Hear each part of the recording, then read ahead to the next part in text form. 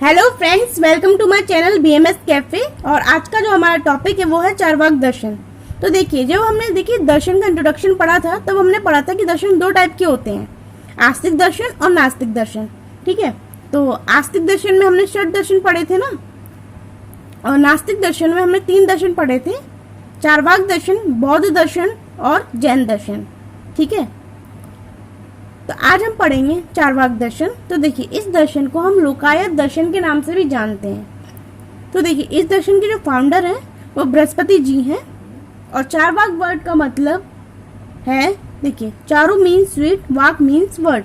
जो स्वीट टंग है ना, जो मीठी बोली बोले, मीठी बातें करे, उसे ही हम चारवाक कहते हैं। तो अब हम आते हैं कि इस दर्शन में इंपॉर्टेंट प्रिंसिपल्स या मेन सिद्धांत कौन कौन से हैं जिन्हें ये दर्शन मानता है। तो देखिए, सबसे पहले है सुखवाद का सिद्धांत। ठीक है, सुखवाद क्या कहता है? सुखवाद यही कहता है कि जब तक हमें अपनी लाइफ में जीना है, हमें खुश ही रहना है। ठीक है, हमारी लाइफ का जो अल्टीमेट गोल है वो खुश रहने का ही होना चाहिए। ठीक है, हमारी लाइफ में जितनी परेशानियां आती हैं, प्रॉब्लम्स आती हैं, ये एक तरीके से ये एकदम मतलब बुराई ही है हमारे लिए। ठीक है, तो हमें ज़्यादा से ज़्यादा खुश रहने की कोशिश करनी चाहिए, फिर उसके लिए हमें कुछ भी करना पड़े। ठीक है, तो बस वो यही कह रहा है, according to this the ultimate goal in life is pleasure, the only evil is the pain. ठीक है, as long as you live happily, if you don't have money you should drink ghee by borrowing it. ठीक है, ये जो श्लोक है ना, वो यही कह रहा है कि अगर आप पे रुपए नहीं है तो आप घी उधार लेके पीजिए, बट आप अपने आप को हमेशा खुश ही रखेंगे। ठीक है, यावज्ज जीवित सुखम जीवित ऋणम कृत्वा घृतम पीवेत। ठीक है, जब तक आप जी रहे हैं आपको खुश रहना है। अगर आप पे पैसे नहीं है तो आप उधार लेके घी पीजिए, पर आपको मतलब घी पीना है ना। कुल मिला के हमें लाइफ में हैप्पी ही रहना है, क्योंकि मरने के बाद बॉडी को वापस आते किसी ने भी नहीं देखा है। ठीक है, तो वही ये कह रहा है, भस्मीभूतस्य देहस्य पुनरागमनम कुतः। ठीक है, मरने के बाद हमने कभी भी उसी बॉडी को है ना, उसी फॉर्म को कभी वापस आते नहीं देखा है। तो देखिए, इसके बाद आता है प्रमाण। इस दर्शन ने कौन सा प्रमाण माना है?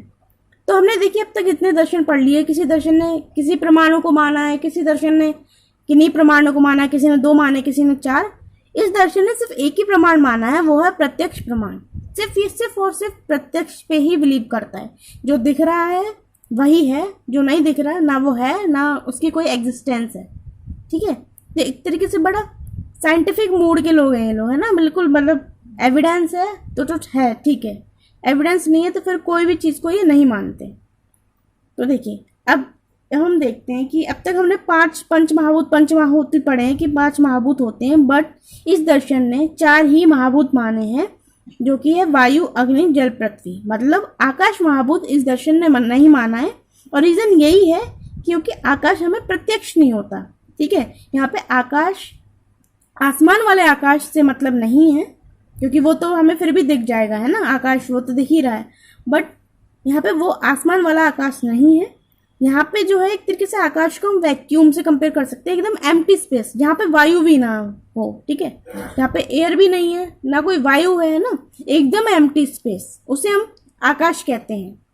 ठीक है, तो वही इसलिए अगर आकाश महाभूत हमें विजिबल तो नहीं होता, इसलिए इस महाभूत को माना नहीं गया है। इसके बाद हम देखते हैं कि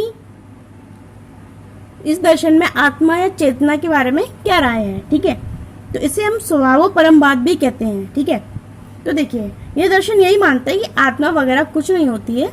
ये जो कुछ भी चेतना है, जो टोटली ये जो कॉन्शियसनेस है हमारी बॉडी में, ये लगातार मेटाबॉलिज्म की वजह से है, जो कि लगातार हमारी बॉडी में जो नेचुरल केमिकल चेंजेस हो रहे हैं, जिसको हम मेटाबॉलिज्म भी कहते हैं।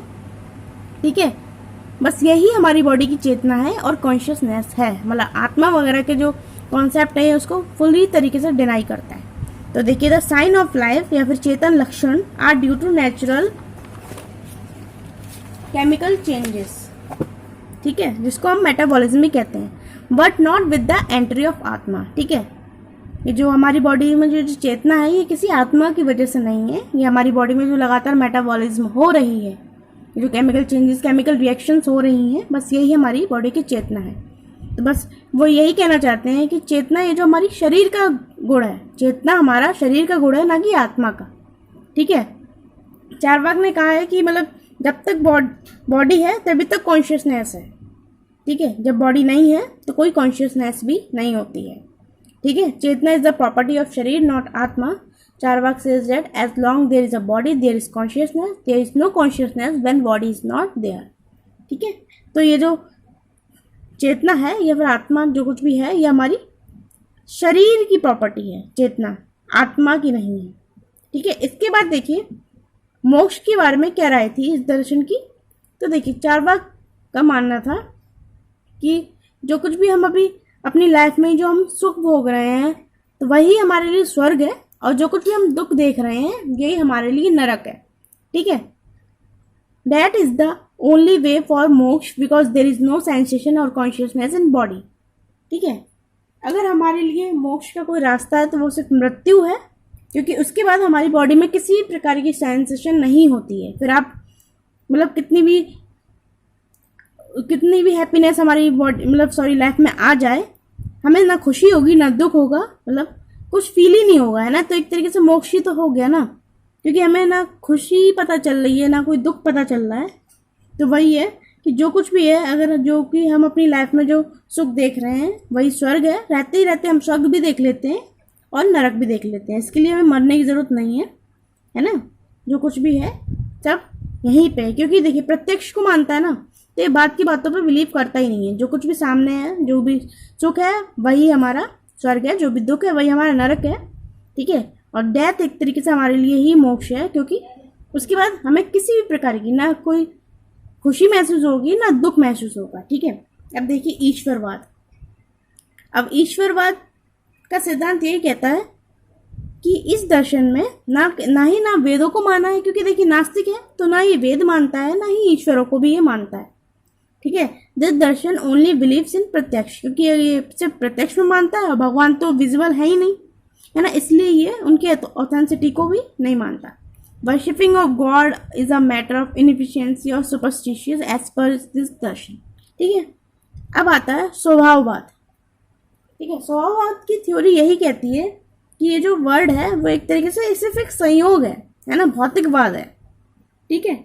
ये the creation is just an assemblage of different element in a particular order. बहुत से एलिमेंट्स असेंबल हो गए, संयोग हो गया इनका एक पर्टिकुलर ऑर्डर में, बस इसी से ये वर्ड फॉर्म हुआ है। ऐसी कोई भी ये नहीं है कि कोई मतलब भगवान ने बनाया है ना। मतलब ये दर्शन यही कहता है कि ना कुछ ऐसी कोई ऊपरी शक्ति नहीं है कि जिसने ये सृष्टि की रचना कर दी।